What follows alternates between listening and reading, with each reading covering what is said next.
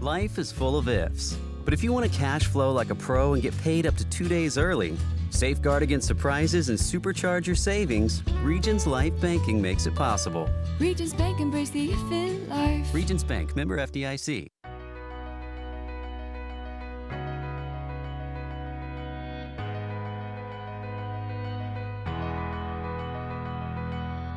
Broadcasting live from the Subaru of Gwinnett Studio inside the Gas South Convention Center in Duluth, Georgia, it's time for Regions Business Radio. Regions Business Radio is presented by Regions Bank. Embrace the if in life. Member FDIC. Now, here's your host, J.D. Mealor. Welcome to Regions Business Radio. That's right, I am J.D. Mealor. I'm happy to be with you today for another episode of our podcast where we try to bring local resources to the North Georgia business community to talk about a variety of things, and I'm very excited about our guest today, and I'm going to introduce them momentarily. As at Regions Bank, we're the official bank of the SEC. We're very proud of that. You see us on commercials and, sporting events, and we're not allowed to talk about, specific athletes or anything like that, but we're very proud of our relationship with a variety of SEC schools across our footprint. And one in particular is the University of Georgia. I personally have a daughter that's a student there, and we certainly love the Georgia Bulldogs football program, all their athletics, but also their stellar business school and many others that produce wonderful resources for business across the entire footprint. And we recently initiated, meaning Regions, we recently initiated a partnership with the University of Georgia and the Terry College of Business and multiple facets thereof, and it includes our relationship with the University of Georgia Small Business Development Corporation and Go ahead. Center, Small Business Development, and that voice that you hear is one of our guests, Robbie Parks. She's correcting me on that. So Robbie Parks is one of our guests today, as is Darrel Hulsey. And since Robbie was correcting me already, the University of Georgia Small Business Development Center. Let me go to her first. Robbie, welcome to Regions Business Radio. Thank you so much for joining us today. Why don't you tell us a little bit about yourself and your responsibility at the University of Georgia Small Business Development Center? It's a mouthful. Yes.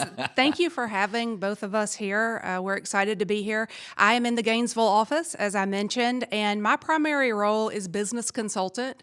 That means a lot. In a nutshell, we help small businesses, and we contribute to the economic development of Georgia through that. We're mainly known through our education, and so we do offer courses like the ones we'll be talking about today.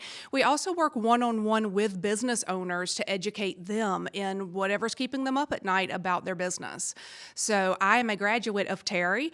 We all are business generalists, and then we specialize. My area of expertise is marketing, specifically search engine optimization, and also facilitation. Wow. Search engine optimization. Is that sometimes referred to as SEO? It absolutely is. I'm so smart. I figured that out pretty easily. Don't you like that, Mike? That's I just know what I'm talking about. Well, Robbie and I work in the same building. Her office is in the Regions building in Gainesville at the corner of Jesse Jewell and E.E. Butler. And so nice to see you as usual. And we'll talk more about your detailed experience in just a moment. Our other guest is Darrel Hulsey. Darrel's a banking veteran, but also the Director of International Trade for the Georgia SBDC. Darrel, welcome. Thanks for being here today. Tell us a little bit about yourself. Well, first, thanks for having us. We're very excited to be here today. The International Trade Center is actually a special focus unit for the SBDC. And what we do is work with businesses here in Georgia who are either exporting or maybe they're an established Georgia company and they're looking to explore exporting. So we're there to kind of help them through that process. And as Robbie mentioned, we also offer a lot of continuing education programs too. So we try to educate along with doing that day-to-day assistance for those businesses. I'm so excited about this conversation because those two areas that you both specialize in are very important to Regions Bank. The small business aspect, I mean, we try to engage our local business community as deeply as we can. Our culture is very kind, very helpful, and very resourceful. And we think that in the coming months, in the coming months of 2024, while some banks may be a little hesitant about what's going on in the economy, we're going to jump in with both feet and try to help as many new clients as we can, while continuing to help the existing clients that are already, hopefully, very satisfied Regions customers. So I'm gonna go back to Robbie for a minute. Your specialty is in marketing. Tell us what all marketing encompasses in your experience before we talk more about GrowSmart. Well, we could be here all night. Marketing is big, and that's one reason why it's so important to business owners, because there's so much to it, and it changes all the time. X was Twitter once upon a time. Artificial intelligence is really big right now, and to that point, Google Bard is now Google Gemini. I mean, it changes almost daily, it seems. And so part of what I enjoy doing is helping business owners keep up with marketing, understand the strategy behind it, and I think maybe most importantly, forget about what they don't need. They get so overwhelmed with thinking, I have to be on all of the platforms, I have to do all of the things, and you don't. That is so good. That's what I like to do, is kind of bridge where's your audience? That's where you need to be. Forget about the rest. Yeah, so do you help also with not just the, let's call them the outlets, the platforms, the social media outlets, but do you also help with messaging of products and services and maybe experiences? Absolutely. I usually start there. It's part of strategy, because so often businesses say, I want to be on Facebook, or I want to be on TikTok, or I want to do email. And they've not thought about the actual strategy. Why do you want to do that? Who's going to do it? What is your brand and your message going to be? So we start with the fundamentals, and I always kind of laugh, like, I know this isn't the fun part, but we have to talk about the strategy, and then that's going to inform your messaging. It's going to inform every part of that. But yeah, brand management, the messaging, the strategy, what platforms to be on, all of that is under that huge marketing umbrella. I'm sort of a student of, I want to say entrepreneurialism, but business development, and there seems to be a broad theme, if you will, around the importance of storytelling in your marketing. That brings me to sort of the event that we'll be having soon in partnership with you all, the GrowSmart program. So I'd like for you to introduce that, but I'd also like to come back to this storytelling maybe idea that I was bringing up a moment ago, to connect that to maybe you can share a couple of stories of businesses that you've seen come through that program and find another level of success from the time that they've spent with you in that program. I love the story part of it. So why don't you tell us a little bit about GrowSmart, and then tell us a couple success stories. Sure. GrowSmart is one of our signature programs. We are so proud of that. It has been around since 2002, so it's been around for a while, and it actually came from the need of serving industries like Home Depot, Georgia Power, Coca-Cola, what was then Wachovia. And so there was the need to help suppliers. While they are not small businesses, Georgia Power is not, their suppliers often are. And so there was a need to get those suppliers up to speed to work with companies that large. And so from that, GrowSmart was born from those companies. Wow. Since then, we've continued to modify the curriculum, always staying on a strong foundation. I use foundation and strategy all the time. But we talk about things like planning, doing SWOT analysis to understand your business, marketing, understand the finance, operations, human resources. We touch on all of that through the 35 hours of curriculum that's part of that program. So GrowSmart is a 35-hour curriculum over how many days? 5 days. So it's 1 day a week for 5 weeks consecutively. And it's so funny to me because there is initially that I don't have time. We get that a lot from entrepreneurs. And the whole point of GrowSmart is to get business owners to stop working in their business so they can work own Oh, their I love that business. concept. Yes. And that's the point. And so as I've gone through and facilitated this program, I have seen somebody came up to me and said, for confidentiality, I can't give too many details, but one of the comments was, I love this program. My only regret is that I didn't do it sooner. Oh, wow. One guy was really funny. We always share the next module, what happened in the week before. It's a cohort.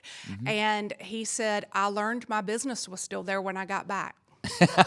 Right? Sometimes they don't even think they can go away for a day, and they realize that they can, and really they get really energized to work on their business. What size business typically, by revenue, what size business typically would attend GrowSmart? Well, the minimum requirement is $300,000 a year in annual sales. Okay. We do that for a reason because we want everyone to be on the same playing field, right? We want the same type of students and the same type of program. And they have to also be at a point where they want to grow. That's part of the program. So $300,000 in sales is the minimum, but it's not uncommon in a cohort to have multi-million dollars in sales. Wow, very good. And they cover different topics each week, and I really appreciate that testimony that they realize that they can miss a day and then go back and everything's still operating and still there. Sometimes, what do people identify as a different hurdle over? I mean, just certainly the recognition that the company is still going to operate if I miss a day. But what other challenges do business owners typically address over that curriculum? Well, it's usually they don't know what they don't know. Okay. And so that's kind of part of GrowSmart. We say from day one, this is not Marketing 101 or Business 101. It's not that type. It's we're going to tell you what you need to look at, what financial ratios, what marketing KPIs that you need to look at to be effective in your business. We start with a strategic plan. That's the whole point of it. It's one of the first pages in the workbook. And by the end of the class, if they're doing their homework, and I stay on them, they'll have a strategic plan in place when they leave. So it's an actionable set of goals and tactics that they can use to work in their business immediately. Very good. How about, and understand, too, acknowledging the confidentiality that you mentioned before, but share a success story. What is I have to imagine that there's just this wonderful story that you always love to talk about when you think about GrowSmart. What comes to mind? Maybe you can just define it, maybe not by individual company, but by industry, and then what challenge or what did they learn about themselves to become better for their customers? So I'll say one particular company that was inspiring was a manufacturer, and I'll leave it at that, a manufacturer, and by the end of GrowSmart, the owners of the company were willing to explore doing business with other companies overseas. So it was building a bridge between America and international. I didn't intentionally tee you up, Darrel, but I was thinking that already, yeah. Because I was thinking, we all kind of get a little siloed, and we're in our little class with 14 business owners, but you kind of step back and think, man, this class has global implications. That's huge, and what it means for businesses. So that's one that really stood out for me. I sort of think of it as a breath of fresh air too, because if you're just stuck in your business all day, every day, and you go home every night and you're just stuck in the same mindset, to get away for one day a week and talk about your business and get around a cohort of other people that may be experiencing the same challenges that you do, it will remind you that you have something fun to work on, and then you can grow from that. Yep. I love that you said that, because part of the application process of GrowSmart is everyone can't just sign up. We make sure it's very selective so that we have the same level of quote unquote students, but also that there are no two businesses in the same industry. Because it is a cohort. We want them to share. I'm there to facilitate as one of the 2 lead facilitators in the state. I'm there to guide them through the curriculum and the activities, but they learn so much from each other. Saying, hey, have you ever had this random thing happen? Someone in that class has. And so they learn so much from each other. If we had 2 restaurants, they're not. It's not going to be the same. It has to be that no compete. Just open environment. I've had one graduate refer to it as his weekly business therapy. I could see that. Are people allowed to come back multiple times? We actually have. We've had one that I can think of in my recent experience, and it was a situation where he went through the program and actually took the business to the next level, right? So he grew, and then they were willing to grow again to take it to the next step, and he went through it again. Now,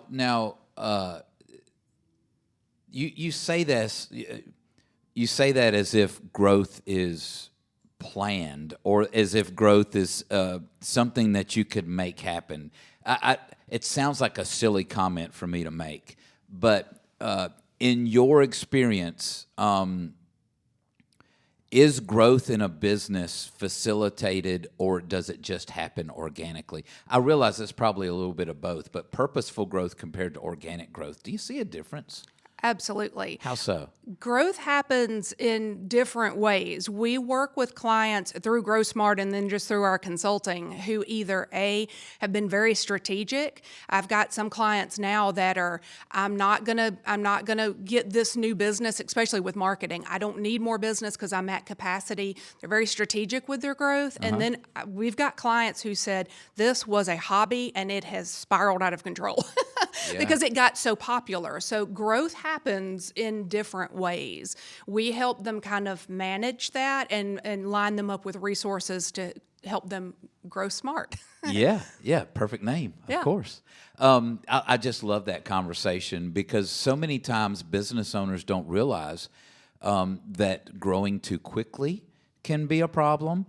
It could be a drain on capital. It could be a drain on human capital. So growing smart, as the name specifically indicates, sounds like a wonderful program. You have some coming up in short order, do you not? We do. Our 2024 cohorts will, and I say cohorts because they're 14-ish people in a class. It's going to launch March 20th in Douglasville. Very good. A little west of Atlanta opportunity there, and we'll push this out maybe to some of our Business RadioX partners over there. Maybe folks can listen. You mentioned a business that realized through the Grow Smart program that they could expand into international markets. And you mentioned our friend Darrel Hulsey, who's here with us as well. Darrel, as the Director of International Trade, you gave us a great intro earlier, but go a little deeper for me. In your day-to-day interactions with clients or with businesses, what problems are you solving? Well, it's an amazing process. You can imagine the issues felt domestically here in the U.S. We'll multiply that by all the countries in the world, so there's just an array of global issues to deal with. But the irony is sometimes the issues still remain the same. Interesting. What we try to get our businesses to do is to come together and have a proactive plan for exporting. A lot of companies kind of get into exporting almost by accident. They get an inquiry from another country, they explore it, they decide, okay, maybe we want to sell there, they make a sale. But our strategy is let's look at the whole picture and decide what's best for the business as a whole and develop some kind of proactive plan for that business. So the business is exporting in what we hope is a very profitable way, which is utmost important, but also it's strategically good for that company. They get to grow their company, they get to dispel some of their risks domestically and spread those over global markets. So we think it's a good idea to kind of plan ahead and do some proactive planning in that process. Love it. We're talking about planning a lot. We're talking about, organizing. Let me hit reverse for a second. And I don't want to sort of bring it to the very bottom level, but the words come out of your mouth so easily because you work in it every day. You have a vast amount of experience. What does it mean to export something? Basically, it means transferring an idea, product or service, and we sometimes forget services, outside the borders of the U.S., or even to make it really complicated, you can export within the U.S. if you're transferring your ideas, your product to someone who's not a U.S. citizen here in the U.S. That's exporting.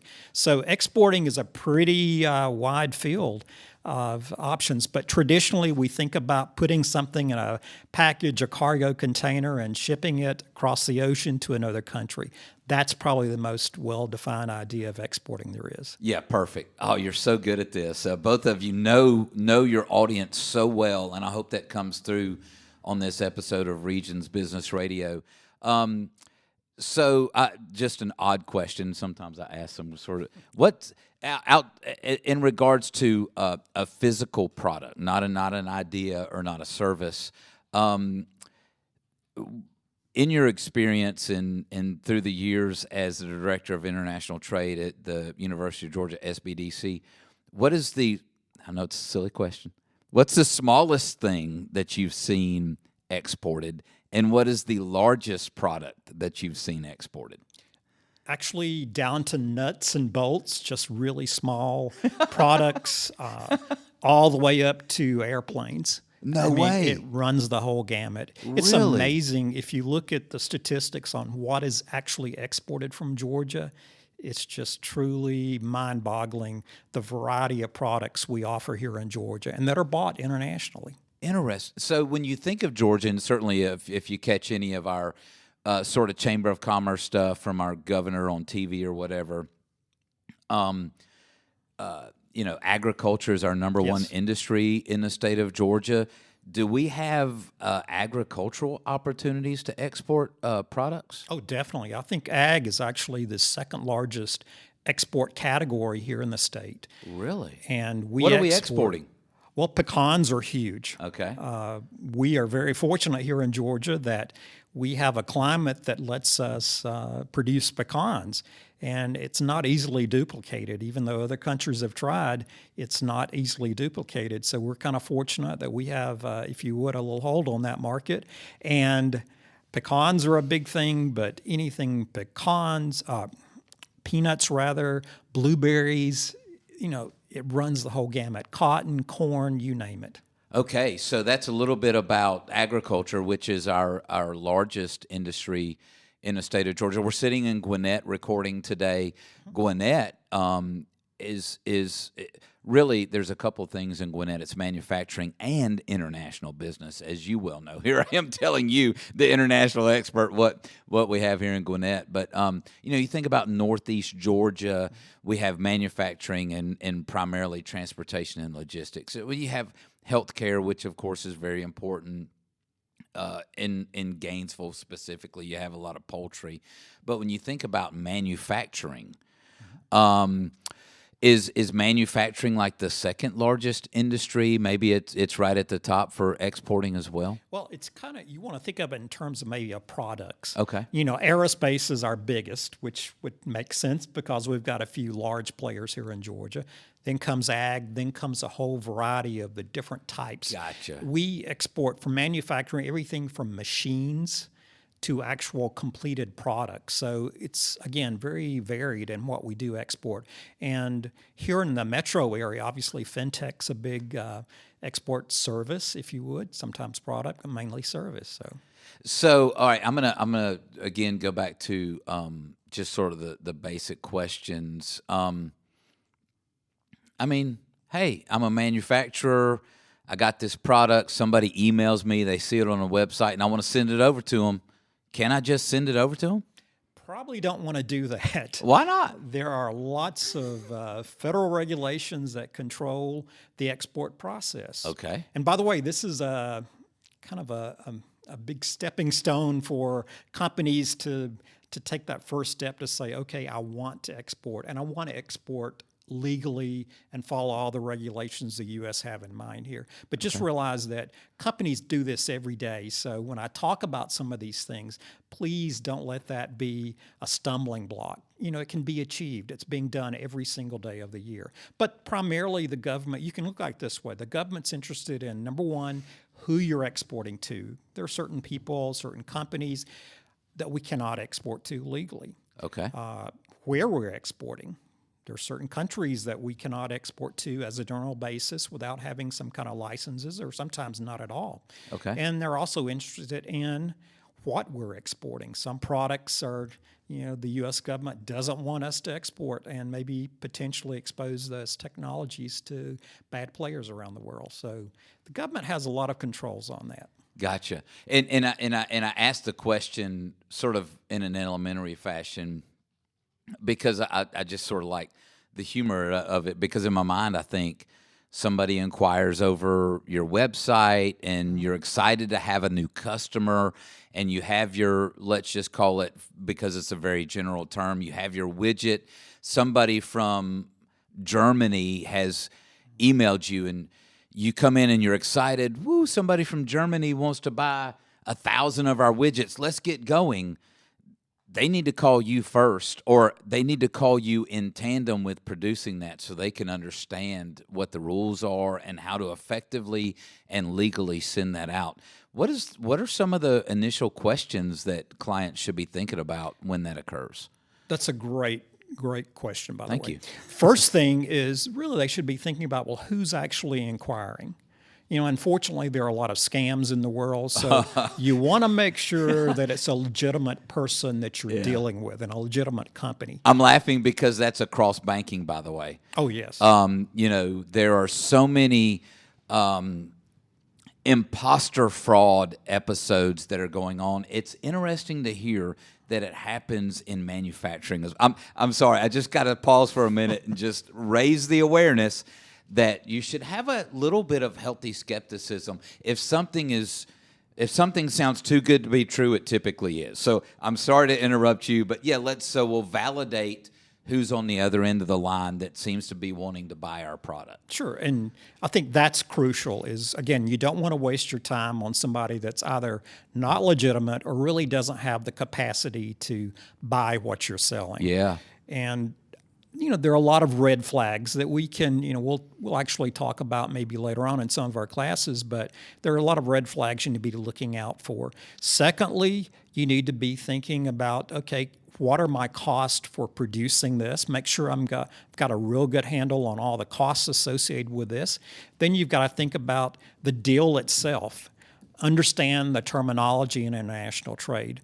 Am I going to have to be responsible for shipping?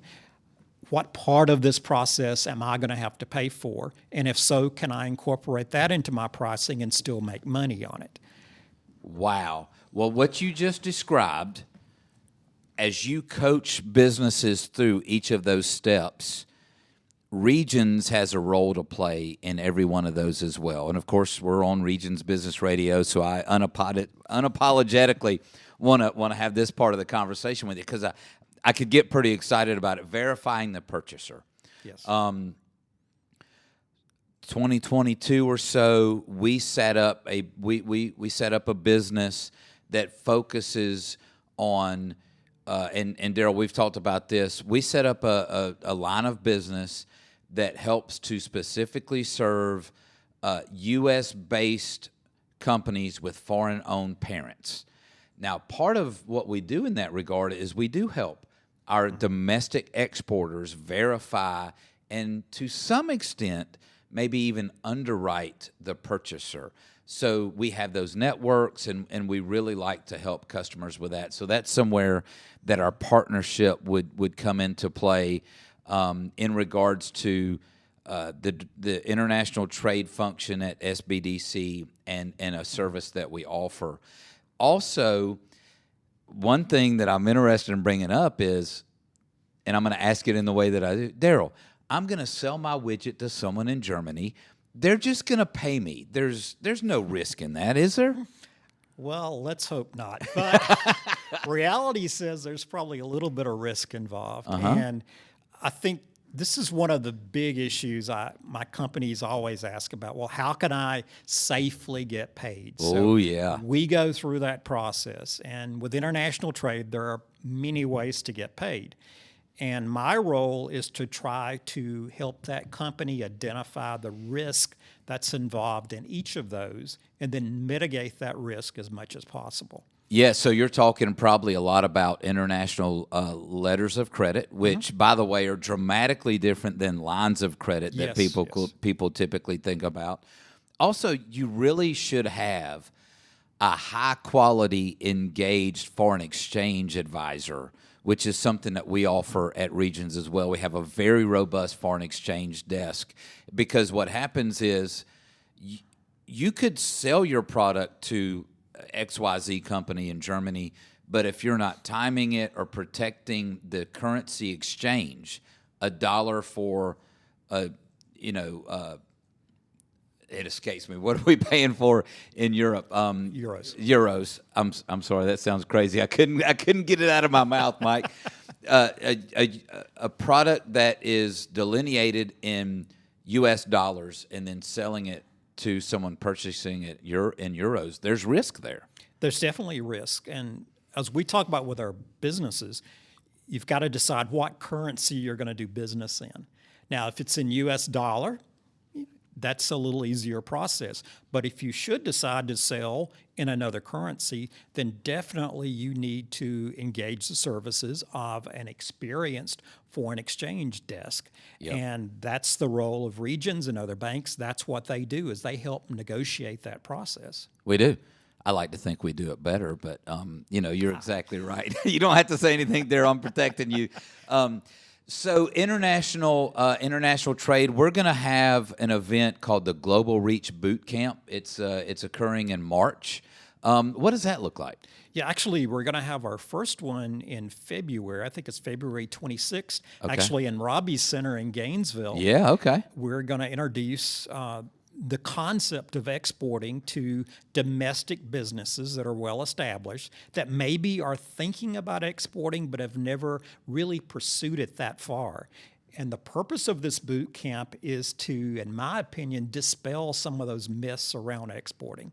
Businesses typically are almost afraid to talk about exporting. They're thinking there are all these hurdles and it can't be overcome. Well, the purpose of this seminar is to say, hey, these are the true facts about about exporting.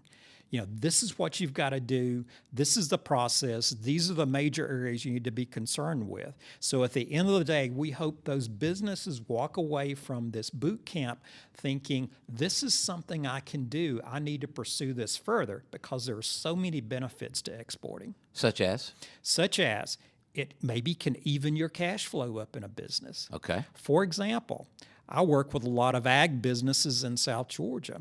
A lot of those businesses sell during our season here in North America. Well, guess what? In South America, the seasons are flipped. So those companies can sell into the Southern Hemisphere in seasons that are high for ag and maybe not so high here. So it develops a way of evening out the cash flow in businesses. Yeah. Plus, you're just dividing your risk. I mean, your risk are all not in the U.S. Suddenly, your risk are in different countries. And even though we are a global economy, countries have different cycles economically. So it may be that one country is suffering a down cycle where the other one isn't. So you're not always tied to one particular country.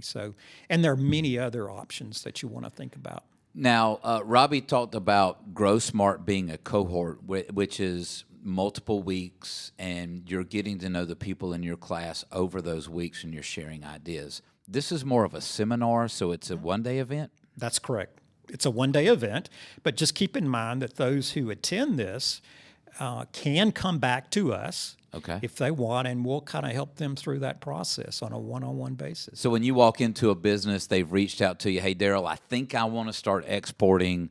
Can you come sit down with me? How long does that engagement last, and how quickly do you get into the meat of the? You walk into a business on a Monday, and you give them a couple hours. You take away information and begin to formulate a plan. How long do you stick with them through this process? We can stick with them for the entire process if they so choose. But, forewarned, it's not an overnight process. Exporting takes some time and really investment of not only time, but sometimes of some capital to develop a foreign market. So we want to work with those businesses And we want to work with those businesses who are really committed to devoting a little bit of time to the process. Because again, our objective is we want those businesses to market, or rather export, in a very profitable way and a smart way. We want all the risks that can be mitigated to be mitigated. We want them to make the best decisions possible for their business. I love there's a theme between both of your expertise, and whether it's growing too quickly sometime, and I mentioned that before, or maybe, Darrel, in your area of expertise, it's exporting for the sake of exporting.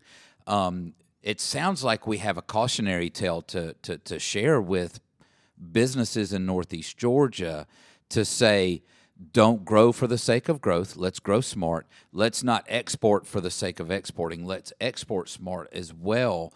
And these resources through Georgia SBDC are unparalleled. How about a success story? Again, much like I asked Robbie, we don't have to name the company by name, but maybe can you give us an example of maybe a manufacturer that wanted to begin exporting and you saw them through that process and it was successful?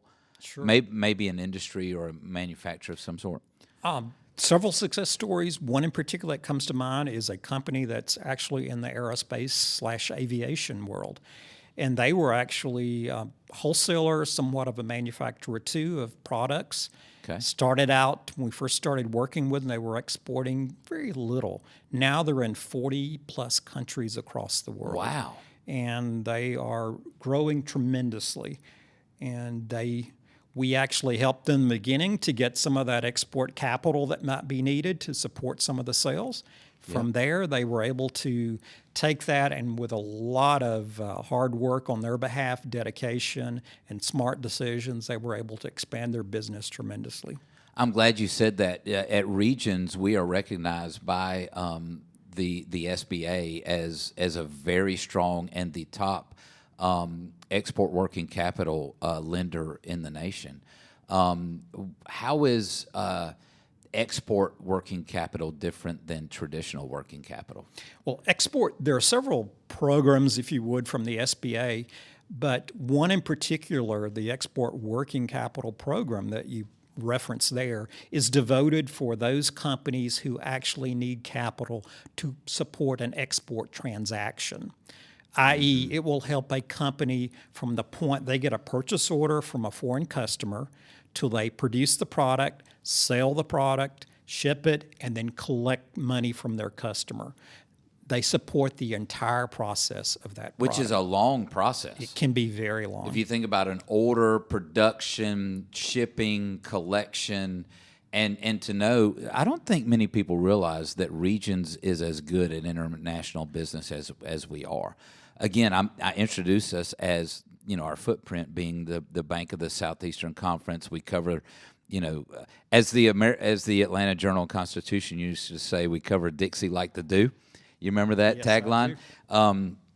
We cover the Southeast in that way, and the Southeast is so concentrated with opportunities to export. It's almost incumbent upon us to be good at that, and we fly under the radar for being good at that product. You think about up in Northwest Georgia, where we have the inland port, close to Robbie and I's office, where we have an inland port coming to Hall County, all the way down to the port in Savannah, where a lot of your aerospace customers are located. And then our agricultural friends in sort of the more south central Georgia area. We are set up so perfectly to export a variety of products, services, ideas. And we have Georgia SBDC that can help, and we have Regions that again, is very sneaky good at this type of thing. I was on a call today with Thomas Mathias, who's been on Regions Business Radio. You know him well. And we were talking to someone about renewing and increasing their export working capital line of credit, because their markets are growing across into other footprints, into other into other countries. They're opening a facility in Jacksonville, using the port in Jacksonville. Those are very complex conversations, and we're happy to have them certainly one-on-one but also when we can, if we can engage Georgia SBDC, we try to do that. So we have events coming up. We have Grow Smart. We have Global Reach Boot Camp. Darrel, before I wrap it up, going back to Robbie, what any closing thoughts that you would have around international business? If someone wanted to reach out to you, when should they do that, and how should they do that? Sure. I think obviously, if you have an idea that maybe you want to export, you're interested in pursuing that, then by all means reach out to me. My team will be more than happy to talk to you. And again, our objective is we want to help those Georgia businesses get Georgia products into the hands of people all across this world. It sounds our like objective is we want to make Georgia go from the number 11th state in exporting to the number 1 spot in exporting. Who's ahead of us? Several larger states, unfortunately, Texas, California, et cetera. We're a really good state for business, and I commend our governor. I commend University of Georgia SBDC, and the folks that, I mean, even here in Gwinnett, we're sitting in Gwinnett. You know, the Gwinnett Chamber here is very good in regards to developing business, and our economic development corporations across the state, including the state one, we just bring in really good names. I mean, I really think we have such an array of resources in this state that are available to businesses that are exporting. As you mentioned, everything from the federal agencies such as Department of Commerce to the Georgia Department of Economic Development to a lot of the local chambers, they're all committed to helping businesses become exporters and to export more. So we're very lucky here in the state. So late this month, we'll have that event in the Regions building in Gainesville. Is there a maximum number of people that can attend, or do we have a pretty open slate that day? I think it's pretty open, but Robbie probably could address that better than I. Darrel, thank you so much for your experience. I've enjoyed getting to know you over the last couple of months, and we look forward to working with you on this. And there's a lot of synergies that we can bring together to help a lot of people. So thank you for being here today. Robbie, I'm looking forward to these events. And by the way, where could folks find both you and Darrel on the website or whatever it may be? Yeah, so if you go to Georgia, spelled out, georgiasbdc.org/directory, that's how you can find us specifically. But if you go to georgiasbdc.org/training, that is a list of all of our training classes that we have coming up. And those are both the signature programs, the boot camp programs, virtual programs. We've got a little bit of everything going on around the state. Wow. When you think about sort of closing this out and somebody considering maybe Grow Smart or maybe not even Grow Smart, maybe they just need a little Robbie Parks time to think through some ideas, bounce something off of you. Hey, have you seen this before? Are they allowed to do that? Can they make an appointment? Can business owners make an appointment with you to meet individually to talk about items? So yeah, and that kind of brings me to our one-on-one consulting, which is what we're really known for.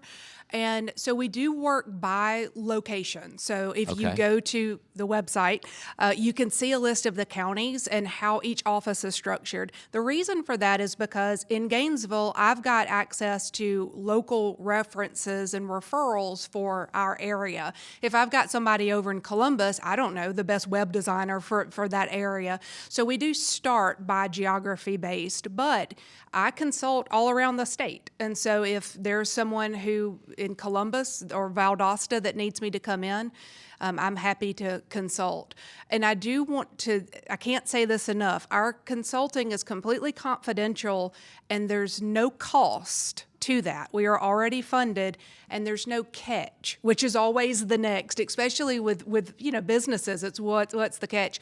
There is no catch. We exist to help small businesses and contribute to the economic development of Georgia. So we do that through our educational mission. If we can help, please reach out, schedule an appointment, and we'll work with you. And we like to think that we're a big part of that at Regions. The support that we provide to Georgia SBDC makes those resources available to the business owners that may be listening Maybe somebody passes this along, or maybe even our own teams can share this with our clients and prospects, because as much as we have clients that borrow or deposit with us, you have clients that come to you regularly for advice or for experiences, and we can share this together. Any closing thoughts, Robbie, before we close it out? I just want to say thank you so much for having us, and thanks to Regions again for your support, because it's through you that we're able to provide the services that we do. So thank you very much for that. You're welcome, and thank you both for joining us today. We look forward to seeing you, our listeners, at one of these events coming up. And maybe if you can't make the specific events that we dated today, please go to Georgia, spelled out, sbdc.org. You can see events, you can see seminars, that one-on-one consulting opportunity that Robbie mentioned earlier. So please visit that resource as early and as frequently as you can to help your businesses. From a banking standpoint, we talked about consulting, we talked about advice, learning about exporting, learning how to grow smart, specifically in your expertise around marketing. From a financing standpoint, what we really appreciate about the team at the Georgia SBDC is not only the business planning, but the financial projections and understanding what the financials mean. So oftentimes people, and Robbie, you mentioned this before, so often people they realize that their hobby is turning into a business. And when that occurs, you need to be paying attention to sort of your financial dashboard. My wife called me earlier today and mentioned that she had some message up on the dashboard of her car, and that meant that something was going on, that we need to take it to our mechanic to get it looked at.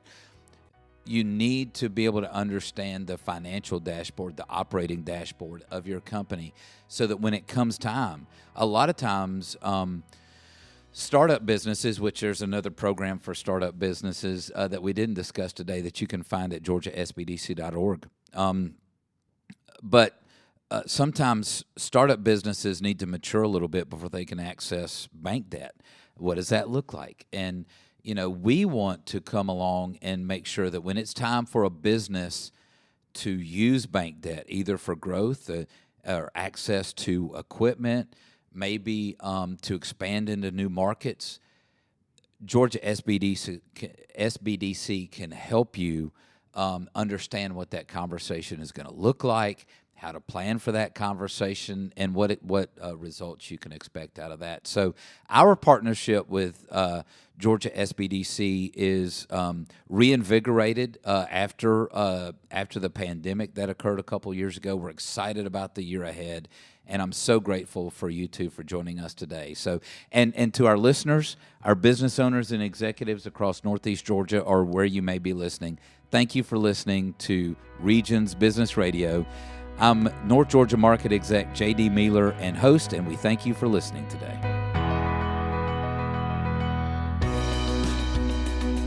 Regions Bank, member FDIC, equal housing lender. This information is general in nature and is not intended to be accounting, legal, tax, investment, or financial advice. Regions believes this information to be accurate when recorded, but it cannot ensure that it will remain up to date. Consult an appropriate professional concerning your specific situation. The information should not be construed as a recommendation of a specific course of action for any individual or business. All Regions products and services are subject to qualification requirements, terms, conditions, fees, and credit approval.